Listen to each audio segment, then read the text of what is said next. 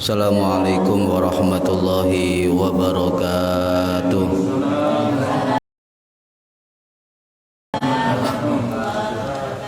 Bismillahirrahmanirrahim. Ila hadratin nabiyil mustafa Muhammad sallallahu alaihi wasallam wa ala alihi wa sahbihi ajma'in. Lahumul Fatihah. A'udzu billahi minasyaitonir rajim. Bismillahirrahmanirrahim. Alhamdulillahi rabbil alamin arrahmanir rahim maliki yaumiddin. Iyyaka na'budu wa iyyaka nasta'in. Ihdinas siratal mustaqim. Siratal ladzina an'amta 'alaihim ghairil maghdubi 'alaihim waladdallin. Rabbighfirli wa liwalidayya amin.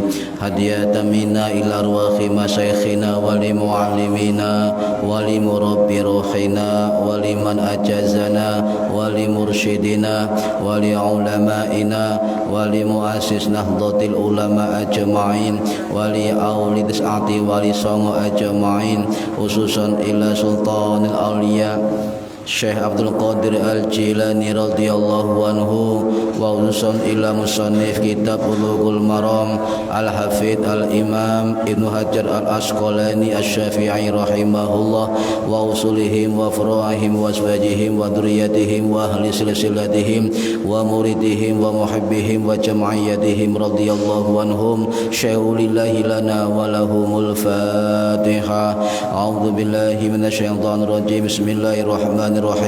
Alhamdulillahi rabbil alamin arrahmanir rahim maliki yaumiddin. Iyyaka na'budu wa iyyaka nasta'in. Ihdinas siratal mustaqim. Siratal ladzina an'amta 'alaihim ghairil maghdubi 'alaihim waladdallin. Rabbighfirli wa liwalidayya amin. Thumma ila abaina wa ummahatina wa jaddatina wa jaddatina wa ila ruhi man fataha hadhil qaryah wa man aqamaha wa li jami'il muslimina wal muslimat wal mu'minina wal mu'minat al ahya'i minhum wal amwat ghafarahumullah lahumul Fatihah. A'udzu billahi minasyaitonir rajim. Bismillahirrahmanirrahim. Alhamdulillahi rabbil alamin arrahmanir rahim maliki yaumiddin. Iyyaka na'budu wa iyyaka nasta'in. Ihdinas siratal mustaqim. Siratal ladzina an'amta 'alaihim ghairil maghdubi 'alaihim waladdallin. Rabbighfirli wa liwalidayya amin. Bi barakati majelis ilmu, mugi-mugi kita lan keluarga kita sedaya diparingi sehat wal afiat lahir batin, kathah lan barokah rezekine, selamat dunya akhirat lan boten wonten alangan gangga menapa-menapa biidznillah wa ridallah. Al-Fatihah. A'udzu billahi minasyaitonir rajim. Bismillahirrahmanirrahim. Alhamdulillahi rabbil alamin arrahmanir rahim maliki yaumiddin. Iyyaka na'budu wa iyyaka nasta'in. Ihdinas siratal mustaqim. Siratal ladzina an'amta 'alaihim ghairil maghdubi 'alaihim waladdallin. Rabbighfirli wa liwalidayya amin. Astaghfirullah rabbal baraya. Astaghfirullah minal khataya. Rabbi zidni ilman nafi'an wa wafiqni amalan salihah. Tambah suwe awak tambah tua, tambah suwe umur tambah sudah, tambah dunya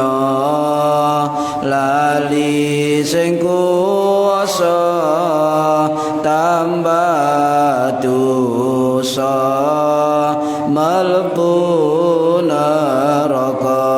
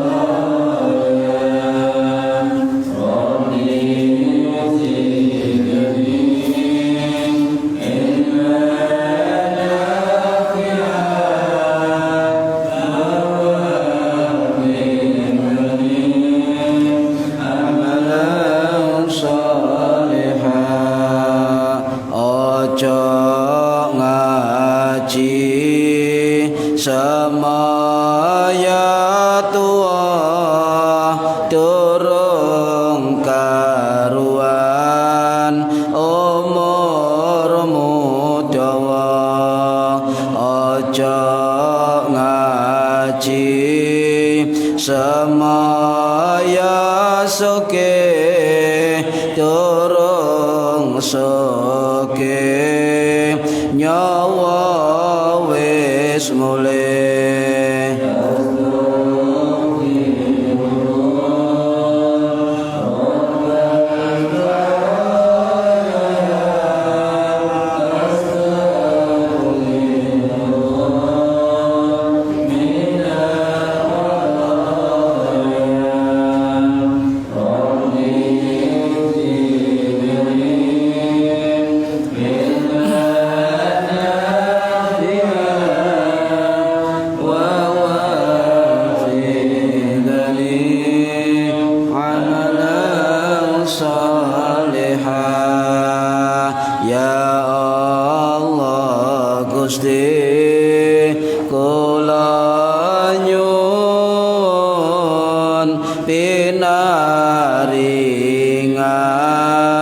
kesang istiqomah ya Allah Gusti kula nyuwun menawi baca husnul khatimah amin ya Allah amin ya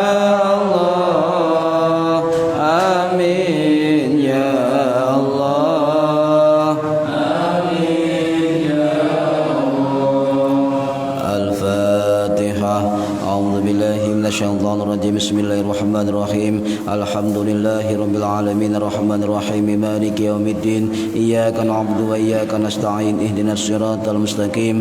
Siratal ladzina an'amta 'alaihim ghairil maghdubi 'alaihim waladdallin. Rabbighfirli wa liwalidayya amin. Bismillahirrahmanirrahim.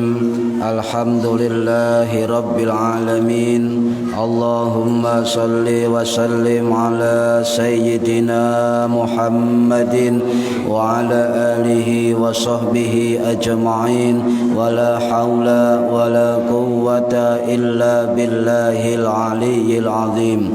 Amma ba'du, yang kami hormati para bapak, para ibu sekalian, khususipun tumateng yang hadir lan umumipun tumateng yang mendengarkan, mudah-mudahan mendapatkan barokah, manfaat, maslahah wa ni'mata wassalamah wassa'adah wasyafa'ah fid dini wad dunya wal akhirah. Amin ya rabbal alamin. Para bapak, para ibu saya hormati, mari yang belum niat diniati dalam hati. Bismillahirrahmanirrahim. Niat isun golek ilmu lillahi ta'ala. Para hadirin ingkang minulya, halaman 17 hadis yang ke-27 dan ke-28. Bismillahirrahmanirrahim. Wa an Asma'a binti Abi Bakrin, dan diriwayatkan dari sahabat perempuan Asma binti Abi Bakrin radhiyallahu muga-muga ngridani sapa Allahu Gusti Allah anhu marang sahabat Asma dan Abu Bakar. apa anan nabiyya sak temene Kanjeng Nabi sallallahu alaihi wasallam qala dawuh sapa Kanjeng Nabi fi damil haidhi ing dalam hal getih haid yusibu thauba hale ngeneki apa getih ing pakaian tahutuhu ngeri ing getih summa tagarusuhu lan mongko keri-keri ngucek-ngucek pakaian bil ma'i kelawan banyu summa tangtahuhu mongko keri-keri mbasui pakaian kelawan banyu summa tusalli mongko salat sira fihi ing dalem saub utawa pakaian muttafaqun dan mufakati alaihi ing atase hadis oleh Imam Bukhari dan Imam Muslim.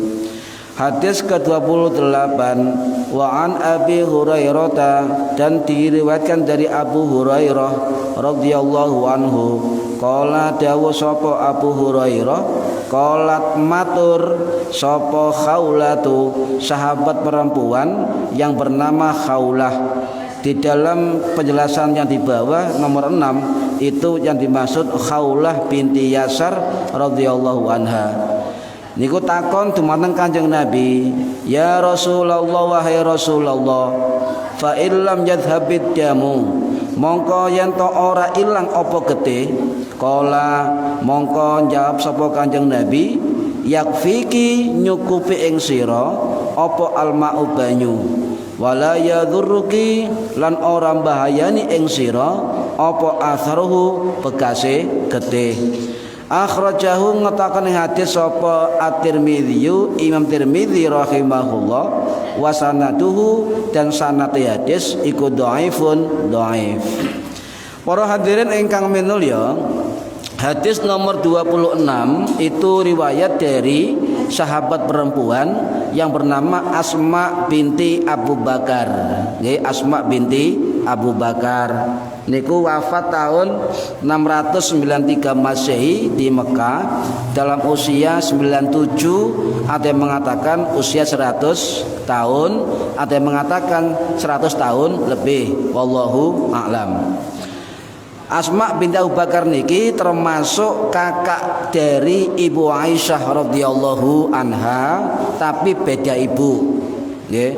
Jadi Asma kali Ibu Aisyah itu putri dari Sayyidina Abu Bakar As-Siddiq radhiyallahu anhu. Jadi Asma bin Abu Bakar niki itu istrinya sahabat Zubair bin Awam radhiyallahu anhu yang wafat tahun 656 Masehi di Basrah, Irak. Niki termasuk putri dari Abu Bakar As-Siddiq radhiyallahu anhu. Jenengan semerep Bu, pinten istrinya Abu Bakar As-Siddiq? Mboten. Istri Abu Bakar As-Siddiq radhiyallahu anhu wonten sekawan. Ada yang mengatakan lebih dari 4. Cuma yang masyhur istri beliau 4. Yang pertama bernama Qatilah binti Abdul Uzza Al-Amiri. Itu istri pertama ketika Abu Bakar masih di Mekah, di kaum Quraisy. Karena tidak mau masuk Islam, maka ibu Qatilah dicerai kali Abu Bakar As-Siddiq. Jadi masih memegang agama yang lama. Dan dari istri pertama niki Abu Bakar itu dapat 2 putra, yaitu yang bernama Abdullah bin Abu Bakar dan yang bernama Asma binti Abu Bakar. Istri yang kedua itu bernama Ummu Ruman. Ini ibunya Siti Aisyah, juga ibunya Abdurrahman bin Abu Bakar. Jadi beda ibu satu bapak. Lah, Asma binti Abu Bakar ini perempuan luar biasa. Kalau cerita niki mawon rumiyin nggih, ya semerep tentang sejarah napa pejuang-pejuang perempuan di masa Kanjeng Nabi. Asma binti Abu Bakar niki menurut Ibnu Hajar Al-Asqalani Dan juga menurut Imam Ibnu Ishaq yang wafat tahun 768 Masehi itu mengatakan Asma binti Abu Bakar ini adalah termasuk golongan sahabat as-sabiqunal awwalun, golongan orang-orang yang pertama masuk Islam, urutan yang ke-18. Loh, ngoten. Jadi pertama masuk Islam, urutan ke-18. Sinten yang pertama masuk Islam dari perempuan? Ibu Khadijah binti Khuwailid, istri Kanjeng Nabi. Jadi mulia niki kaum perempuan, sebab yang masuk Islam pertama kali ketika Nabi diangkat oleh Allah sebagai Rasulullah adalah istri beliau, Ibu Khadijah binti Khuwailid radhiyallahu anha. Niki para hadirin rahimakumullah. Nah, Ibu Asma binti Abu Bakar niki seorang perawi hadis sebanyak 58 hadis, dan sebagian hadis beliau itu dimasukkan dalam kitab Bukhari dan kitab Muslim dan menyebar di berbagai kitab hadis para ulama. Nah, sepeninggal waktu usia agak tua, beliau membuka majelis hadis. Salah satu murid beliau termasuk dua putranya, yaitu Abdullah bin Zubair radhiyallahu anhu yang wafat tahun 692 Masehi, dan juga adiknya Urwah bin Zubair rahimahullah yang wafat 715 Masehi. Ini muridnya. Sedangkan murid yang lain adalah Ibnu Abbas radhiyallahu anhu. Jadi murid guru ngoten. Sedangkan selain belajar langsung kepada suaminya juga kepada Rasulullah, Asma binti Abu Bakar niki juga belajar kepada sinten Ummu Salamah radhiyallahu anha, dan juga Amarrah al-Ansariyah, seorang teman atau murid dari Ibu Aisyah. Jadi dulu pun wonten guru senau murid senau guru pun wonten. Jadi kalau pesantren sekarang itu meguru itu sudah ada sejak zaman Kanjeng Nabi. Jadi kalau guru perempuan sejak zaman istri Kanjeng Nabi sudah jadi guru. Jangan kemudian panjenengan ada fatwa yang enggak jelas yang mengatakan perempuan harus di rumah saja. Tidak boleh sekolah, ya, tidak boleh ke pasar, tidak boleh macam-macam, nang omai, bosen sampean ya. Untung sampean di Indonesia. Coba jenengan ten Taliban mereka, ten pundi niku masya Allah dikerangkeng kaum perempuan, gak oleh sekolah. Ketok moto etok, kadang tutup kabeh sak moto-motoe. Nah terus pundi? Kok oleh nyopir mobil macam-macam. Ini syukur dumateng Gusti Allah.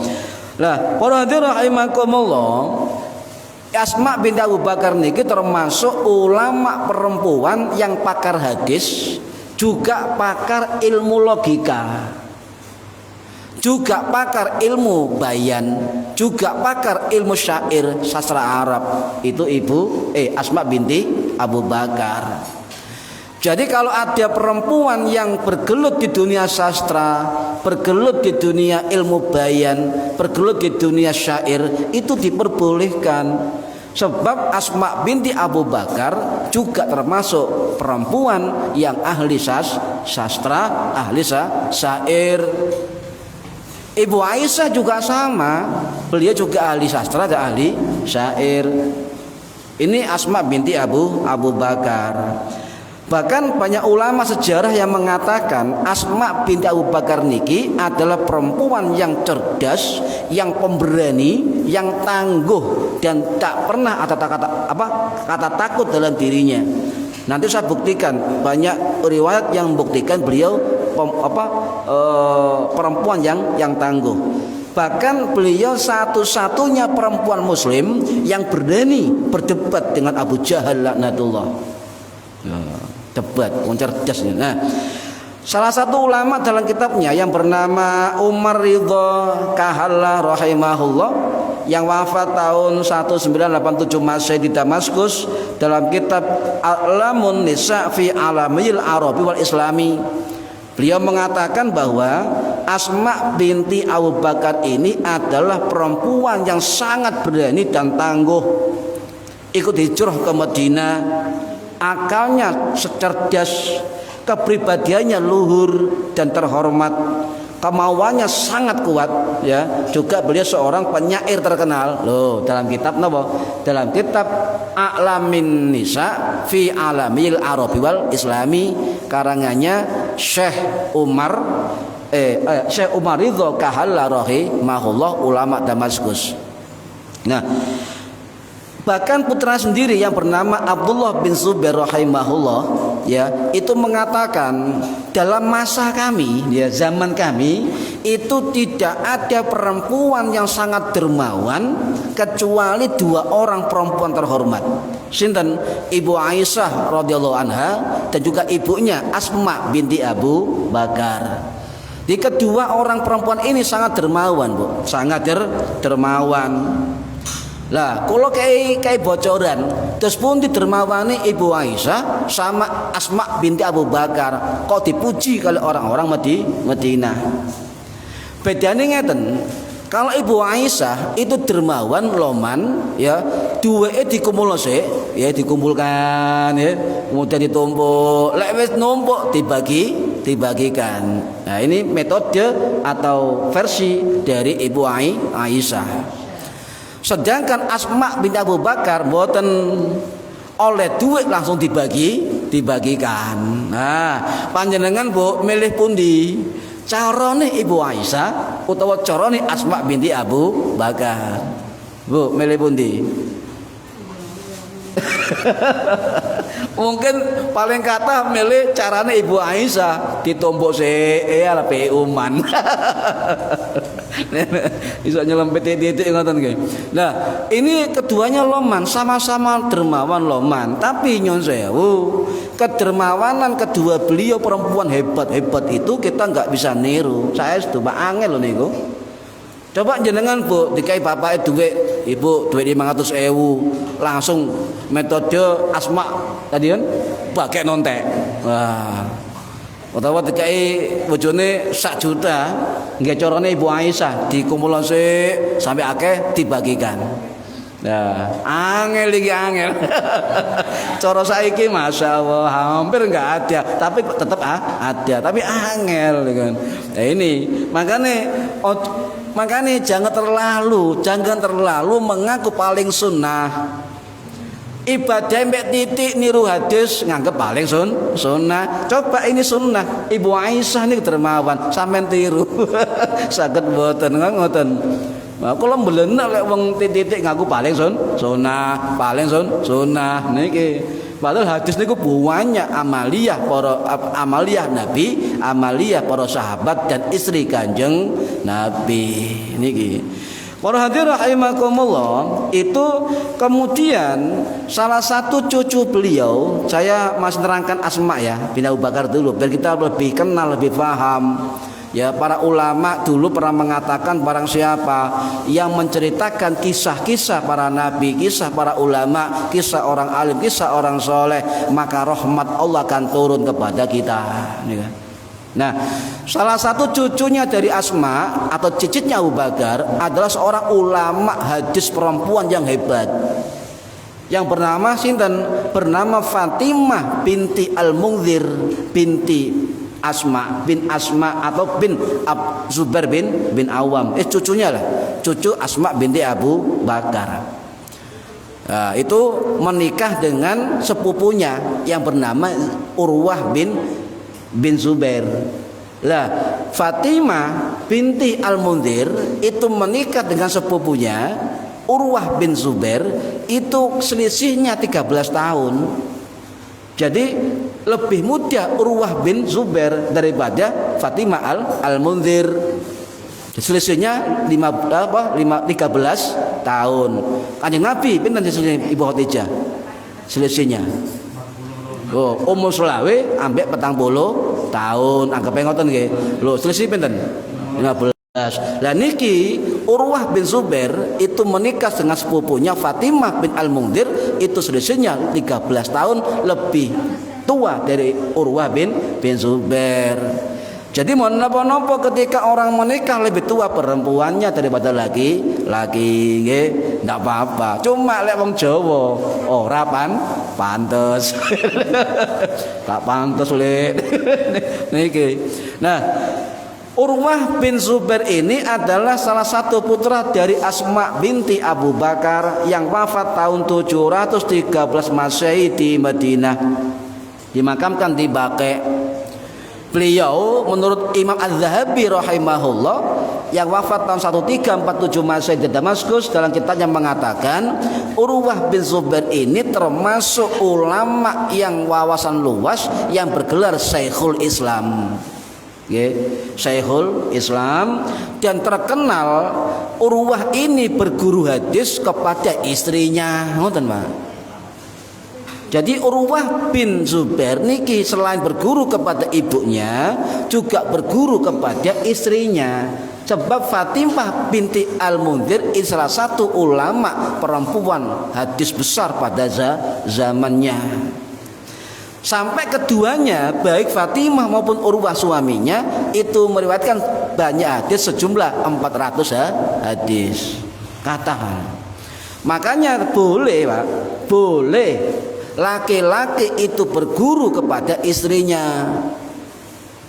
Ya, berguru pada istrinya.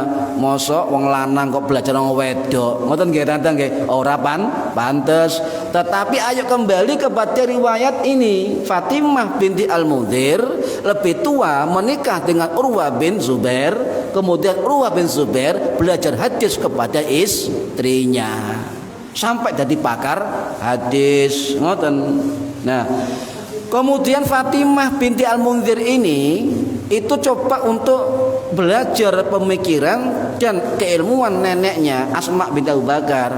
Dipelajari sampai jadi pakar hadis. Bahkan murid-muridnya Fatimah Al-Mundhir ini orang-orang hebat, Pak. Murid-muridnya, sinten muridnya? Termasuk Imam Ibnul Mubarak, termasuk Imam Hanafi, termasuk Imam Maliki, termasuk Sufyan Tsauri, termasuk sinten Imam Ibnul Ishaq. Wah, banyak. Ini murid-muridnya Fatimah binti Al-Mundhir. Berarti wong lanang lek meguru nang wong wedok sing ulama itu diperbolehkan. Ngoten. Bahkan Imam Syafi'i nyun sewu gurunya salah satunya adalah perempuan. Hebat. Ya, perempuan hebat. Ini para hadirin rahimakumullah, nggih. Kemudian Fatimah binti Al-Mundhir ini menceritakan bahwa neneknya yang bernama Asma binti Abu Bakar adalah perempuan tangguh dan hebat. Kok sakit ngoten? Contoh, ketika Abu Bakar dan Nabi ini hijrah ke Madinah, ya Pak, keluar dari Mekah, kejaran orang Quraisy mau dibunuh. Kemudian Abu Bakar dan Kanjeng Nabi bergerak menuju Madinah dan bersembunyi di Gua Thur. Nggih, Gua Thur.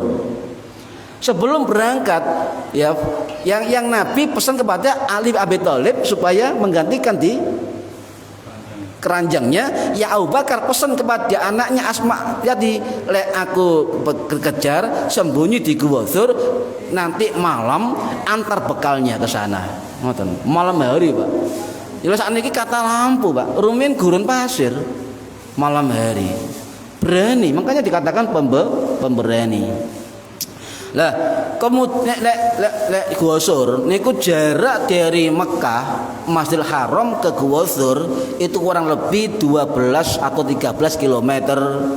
Kalau roaming kalau ten Haram sampai ten Gua Thur parkiran bawah niku memakai jalur 15, atau kalau pulangnya pakai jalan Jabal Thaur itu lebih dekat sekitar 18 km.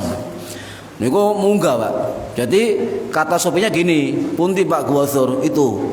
Kan nduding tak dia temeriko di sana nih kan. Sopir Tulungagung TKI sana. Wah, sama adik saya Jihadi naik.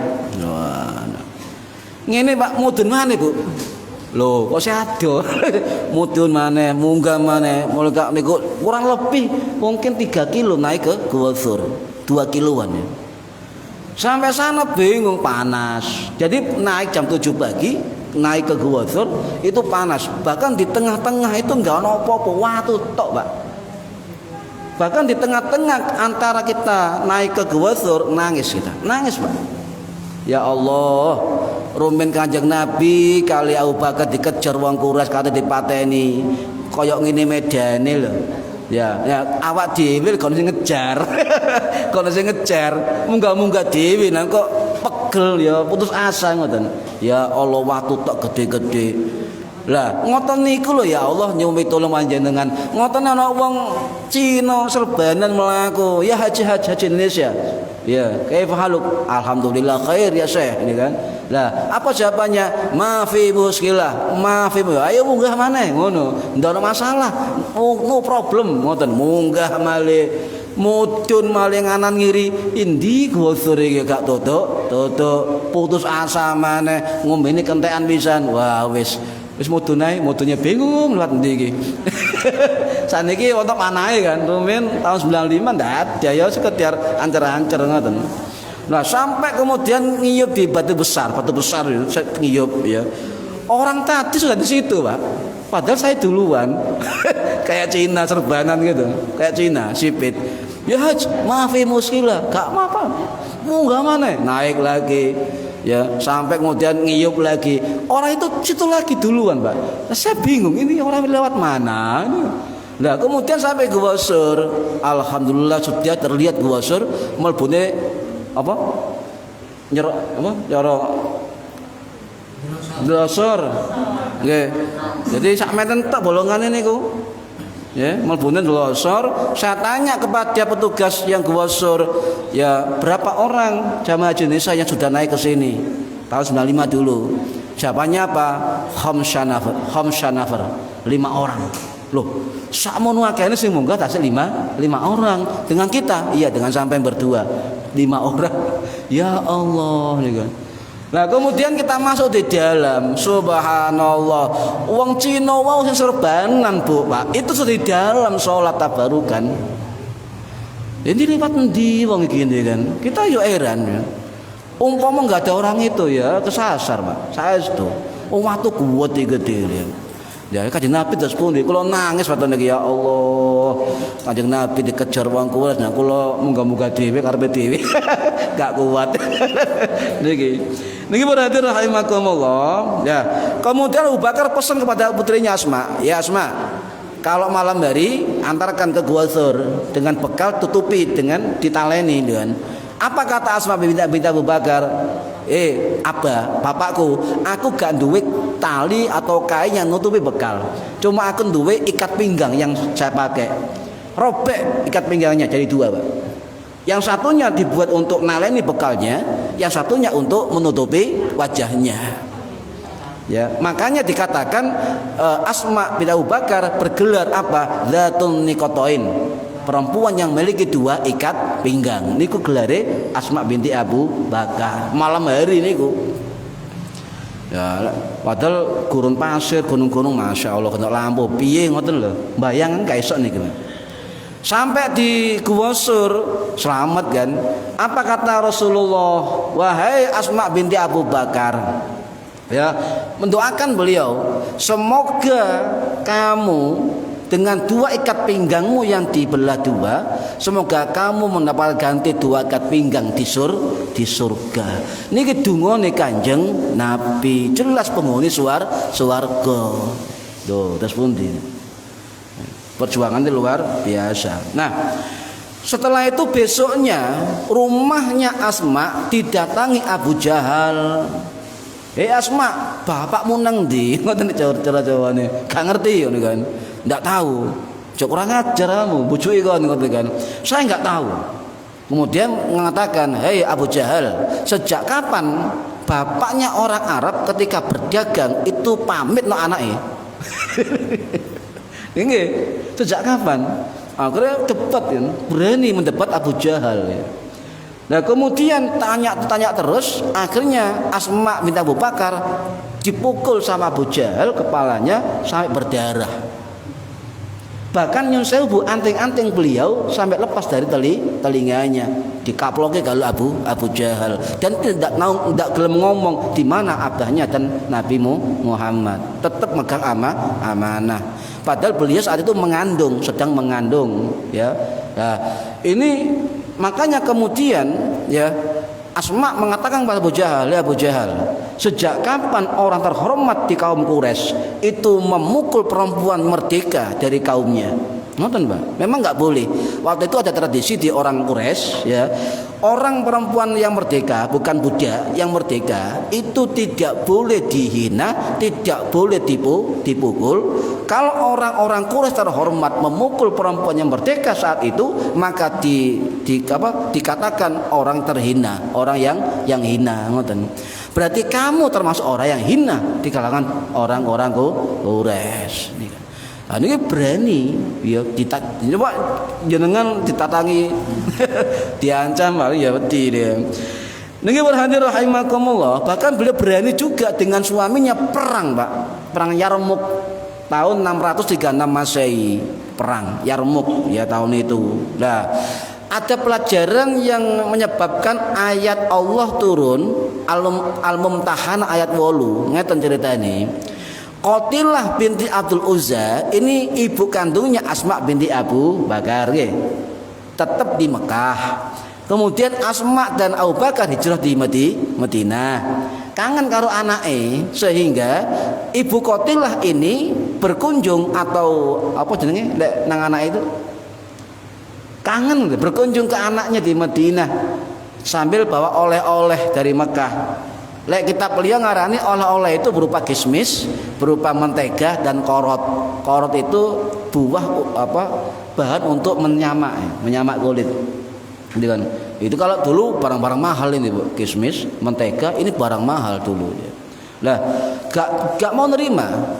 Saya nggak mau nerima karena ibuku kafir, kan gitu kan. Bawaannya oleh-olehnya nggak mau nerima karena kafir. Jangan masuk rumah karena kafir. Lah, kemudian Asma bin Abu Bakar ini ya itu tanya ke Kanjeng Nabi, tanya kepada Rasulullah, ya. Jadi Asma binti Abi Bakrin radhiyallahu anhuma qalat atatni ummi, ya. Jadi ibuku mendatangiku, ya, fi ragibatan untuk nyambung silaturahim, nyambung seduluran fi ahdin Nabi sallallahu alaihi wasallam, ketika zaman Nabi Muhammad sallallahu alaihi wasallam. Fasa'altu Nabi sallallahu alaihi wasallam, saya tanya pada Kanjeng Nabi, asiluha, apakah aku boleh nyambung silaturahim dengan ibu saya yang non muslim? Apa jawab Kanjeng Nabi? Qala na'am, boleh, iya. Oh. Hadis sahih Bukhari Muslim. Jadi Islam ini mengajarkan, Pak, Bu, mengajarkan walaupun kita punya ibu atau saudara non muslim, tetap kita harus hormati. Oleh mereka, hadiah mereka apapun itu juga harus kita terima.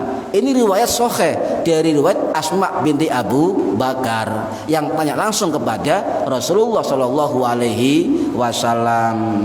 Ya, jadi boleh, Pak. Bahkan karena inilah kemudian menurut Imam Sufyan bin Uyainah atau Ibnu Uyainah rahimahullah yang wafat tahun 815 Masehi, beliau termasuk gurunya Imam Ibnu Mubarak, gurunya Imam Syafi'i, gurunya Imam Hambali, dan gurunya Imam Ibnu Syaibah radhiyallahu anhum, mengatakan dengan sebab kisah Asma inilah kemudian fa anzalahu ta'ala fiha la yanhakumullahu 'anil ladzina lam yuqatilukum fid din, ya. Allah tidak melarang kalian untuk berbuat baik dan berbuat adil untuk orang yang tidak memerangi agamamu. Loh, gara-gara wong wedok jenenge Asma yang mulia turun satu ayat. Coba sampean lihat ayat 8 surat Al-Mumtahanah niku wonten.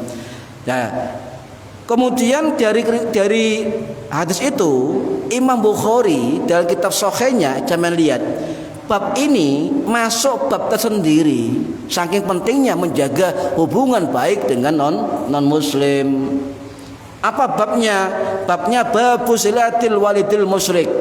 Bab bagaimana untuk menyambung silaturahim dengan orang tua yang musyrik. Ini Imam Bukhari. Bahkan banyak kitab syarah-syarah Sahih Bukhari, termasuk keterangan dari Imam Badruddin Al-Aini Al-Hanafi rahimahullah yang wafat tahun 1451 Masehi, dalam kitab Umdatul Qari Syarah Bukhari itu mengatakan bahwa menghormati non muslim itu disyariatkan oleh Islam. Ngoten nggih. Disyariatkan untuk menyambung silaturahim kepada orang tua atau saudara atau siapapun yang non muslim loh. Nggih.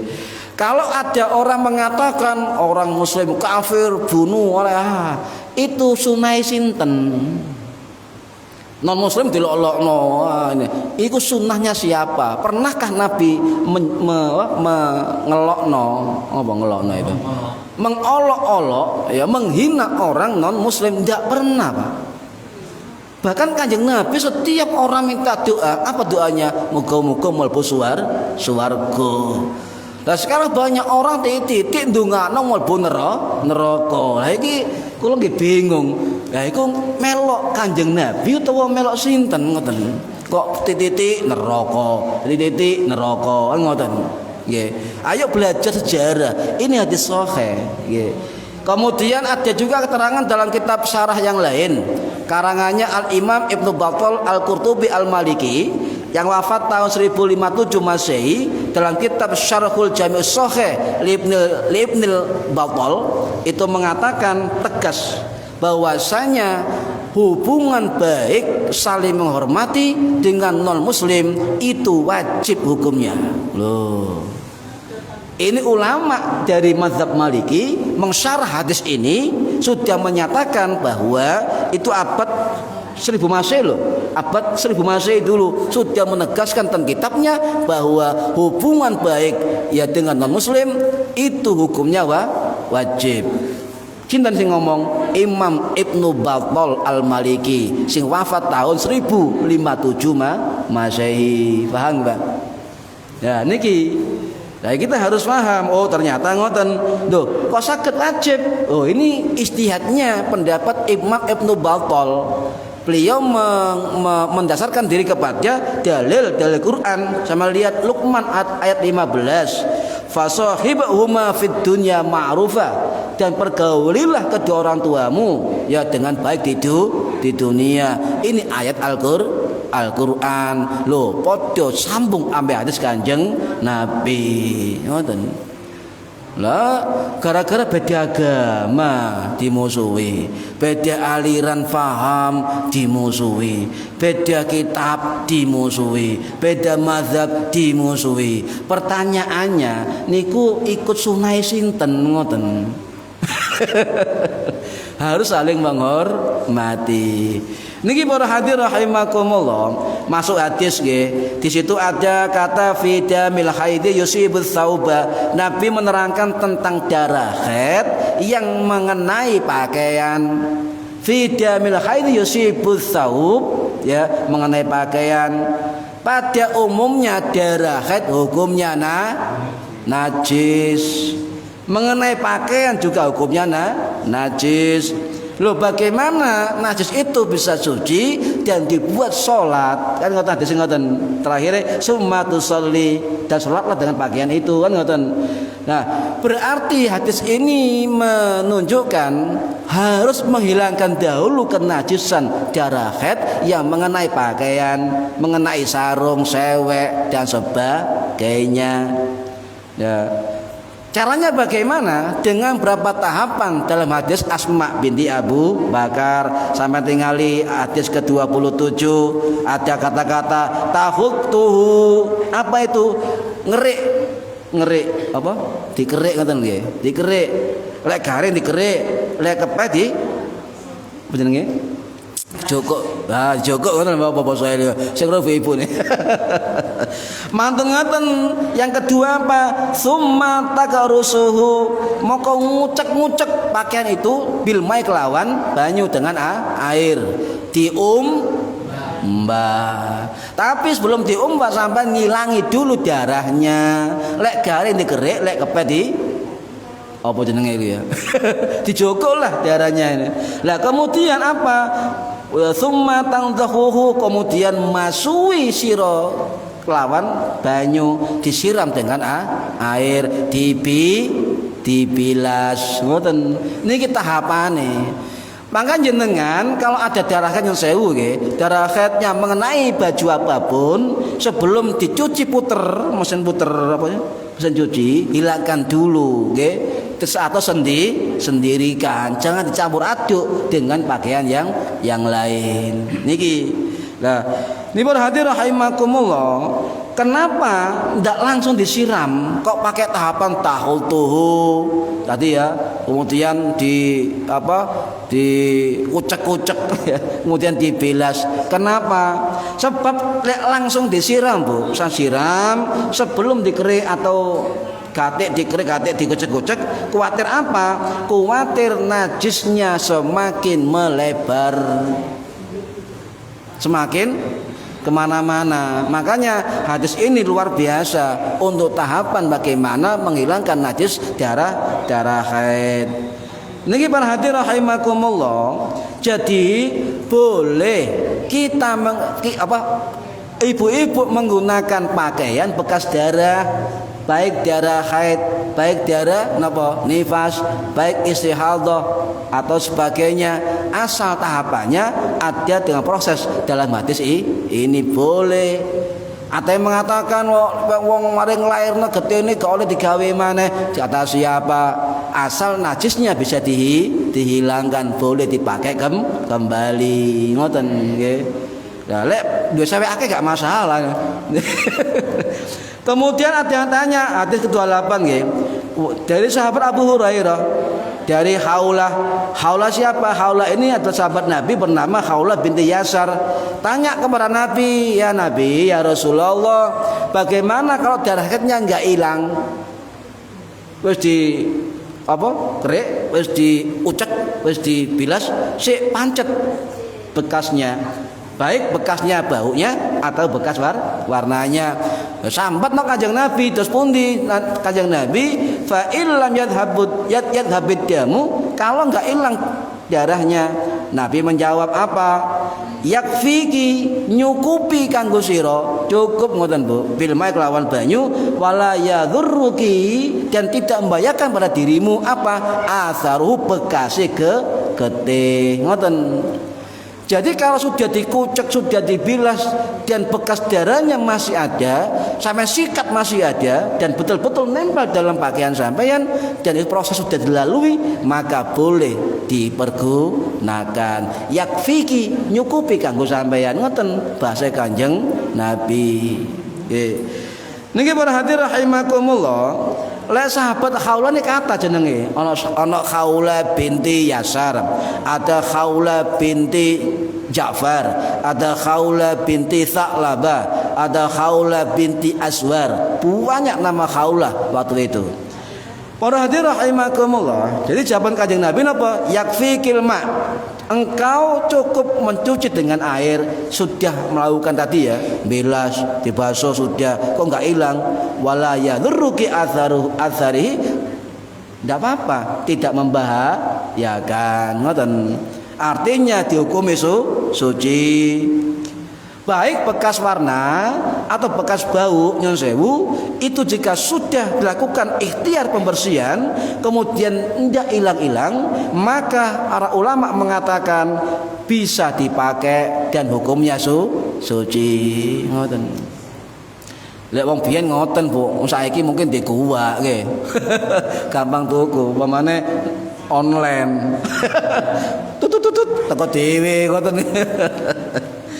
Nah, Hadis ini dhaif kata Ibnu Hajar Al-Asqalani. Sanaduhu dhaifun. Hadis dhaif. Tetapi dalam kitab yang lain Ibnu Hajar Al-Asqalani itu mengatakan riwayat Imam Abu Dawud, riwayat Imam At-Tabrani, riwayat Imam Al-Baihaqi dalam kitab Sunanul Kubra. Juga ada riwayat lain dalam kitab Al-Isobah beliau itu ada keterangan hadis ini riwayat Imam Ibnu Mandah. Imam Ibnu Mandah yang wafat tahun 1005 Masehi. Lah dari sinilah kemudian bisa dipakai dalil sebab hadis dhaif banyak redaksi yang lain sehingga saling menguatkan, namanya syawahid, saling menguatkan, dan dhaif naik menjadi hasan li ghairihi. Kalau hadis dhaif naik statusnya jadi hasan li ghairihi, maka bisa menjadi dalil bagi sebuah hukum. Ngoten nggih. Niki termasuk keterangan dari Ibnu Hajar Al-Asqalani 8 seprapat.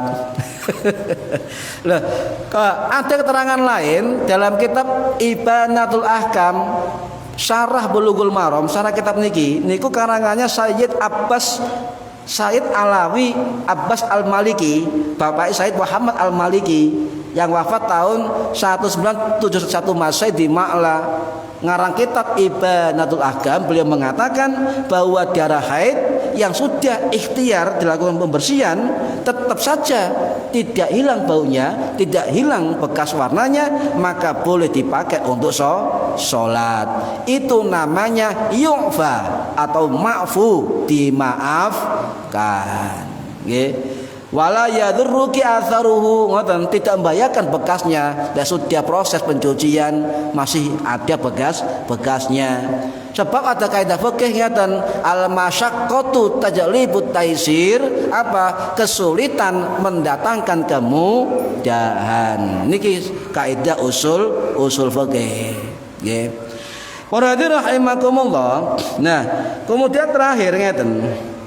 Nyun sewu ada terang ngeten.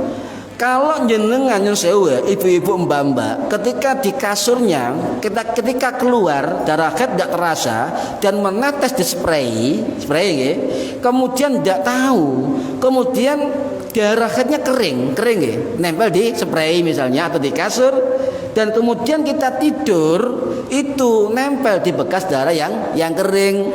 Bagaimana hukumnya? Apakah pakaian kita yang menimpa bekas darah haid yang kering di spray atau kasur apakah najis? Nah, ini sehari nggak ada ya. Nah, begini, spray yang terkena darah haid tetap dihukumi najis. Cuma yang najis bukan semua, Bu. Cukup daerah yang terkena darah. Ngoten. Sing dikucek-kucek, dibilas itu di daerah yang kena darah. Tidak semua. Sampean kober gak apa-apa diombak kabel lek kober, ngoten nggih. Lah, jika darah sudah kering dinempel di kasur atau spray ya, maka itu najisnya tidak dapat menajiskan sebab kering, dan pakaian sampean juga kering. Najis yang kering ketemu dengan yang kering itu tidak menajiskan, paham nggih? Nah, niki perlu diketahui ya. Ini siapa yang ngomong? Yang berpendapat adalah ulama-ulama mazhab Syafi'i. Salah satunya sinten yang ngomong begini? Yang ngomong begini adalah Syekh Sulaiman Al-Jamal Asy-Syafi'i yang wafat tahun 1709 Masehi di Mesir dalam kitab Hasyiatul Jamal. Juga keterangan kitab Al-Iqna karangannya Imam Al-Khatib Asy-Syarbini Asy-Syafi'i yang wafat tahun 1569 Masehi di Mesir. Banyak kitab ulama fikih Syafi'i yang mengatakan darah haid yang nempel kering di kasur dan spray ketika tertindih oleh pakaian kita yang kering maka tidak najis. Syaratnya sama-sama kering. Kalau salah satunya basah maka hukumnya najis. Contoh spray sampeyan ana getih sing garing nyun sewu nggih. Kemudian sampeyan seweke kepe mari wudu nggih. Kepe turun ndukure kasur lho kok ana getih sing garing, sewek sampeyan kepe atau basah maka sewek sampeyan najis. Paham, Bu? Nah, ini kedah paham. Nah, lek iki tak uruhi carane ngilang getih-ket nok kasur wonten kita diterangaken niku.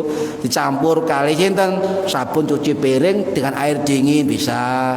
Dicampur dengan air garam, air dingin bisa. Dicampur napa malih pakai sampo juga bisa. Ono carane ngoten. Lah lek diterangno sampai subuh gak mari. Terakhir Bu, ya mumpung sik kurang titik.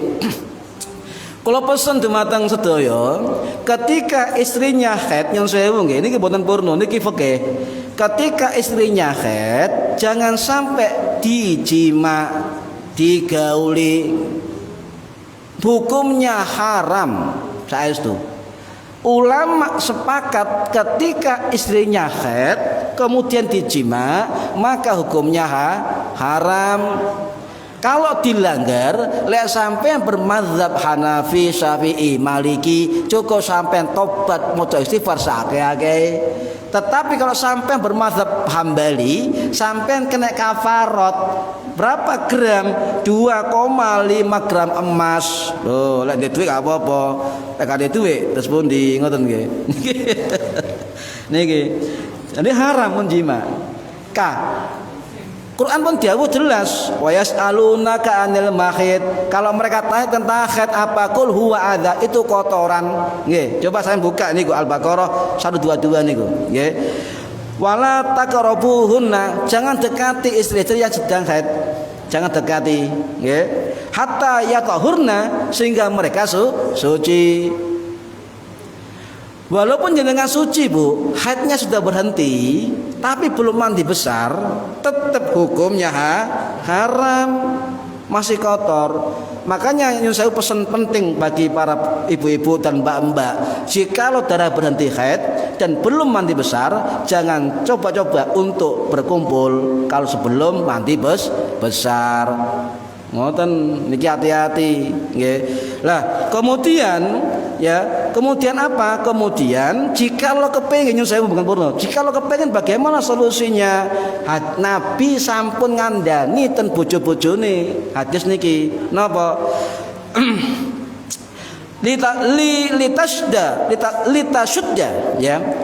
Litasudda alaiha izaraha summa sya'naka bi'alaha. Hendaklah kencangkan sarungmu lanang.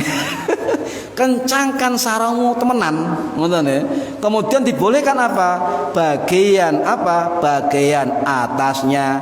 Maksudnya bagian di atas pusar dan di bawah lutut diperbolehkan. Menjauh dari bagian terlarang. Ngoten boleh. Bahkan ini bocoran dari Ibu Maimunah, bojo Kanjeng Nabi radhiyallahu anha yang wafat tahun 673 Masehi, bojo Kanjeng Nabi sing terakhir niki. Bojo sing terakhir dawuh ngeten, kana Rasulullah sallallahu alaihi wasallam yubashiru nisaahu fauqal izari wa hunna. Nabi ketika menggauli istri-istrinya ya di atas sarung, sedangkan mereka istrinya dalam keadaan haid ya, wa hunna huyadun, dan mereka dalam keadaan haid. Nih ditegaskan oleh ulama As-Sabuni dalam kitab Ar-Raihul Bayan ya, innas samaha bil mubasyarati fima baina surrati ilar rukbati. Diperbolehkan ketika perempuan haid, suaminya kepingin, yang saya kepingin, maka diperbolehkan apa? Fima baina surrati warukbati, ya tidak boleh di antara pusar sampai dengkul. Di luar itu monggo. Caranya bagaimana terserah keduanya, asal suami istri itu halal. Ngoten nggih. Niki boten purna niki oke nggih Bu. Lek dilanggar nyuwun sewu. Penelitian kesehatan dari USA, Universitas Chicago niku ngeten, meneliti kenapa Nabi Muhammad melarang perempuan haid digauli. Diteliti kali para pakar kesehatan. Ternyata apa hasilnya? Jangan menggauli perempuan yang haid sebab apa? Ada virus yang bisa jadi penyakit perempuan, bisa infeksi saluran kencing, bisa infeksi sperma, bisa spermanya nggak sehat, itu spermanya kena kotoran tadi. Kemudian bisa prostat bagi laki-laki, banyak sekali. Dan ketika darah haid itu bercampur sperma laki-laki dan darah haid itu kotor bercampur, maka menjadi janin bayi nyun sewu, pasti ada yang lain dari kenormalan. Monggo hati nggih. Gini ki, kalau melanggar bagaimana? Wis kadung. Jenenge wis kadung. Lah, lek kadung menurut Qabalani, menurut mazhab Hanafi, mazhab Maliki, mazhab Syafi'i, ketun taubat, bertobat maca istighfar saakeh-akeh. Tapi lek mazhab Hambali, sampean kena kafarah, kena denda. Berapa dendanya? 4,25 gram emas. Pinten, Bu? Sak gram pinten sak gram niki? Lho kok duka?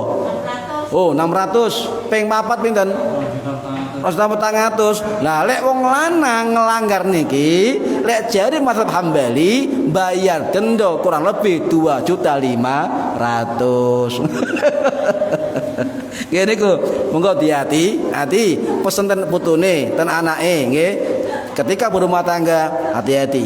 Ketika haid ojo macem. Demikian para hadirin rahimakumullah, mugi-mugi manfaat fid dini wa dunya wal akhirah. Al-Fatihah. A'udzubillahi minasyaitonir rajim. Shiratal ladzina an'amta 'alaihim ghairil maghdubi 'alaihim. Amin.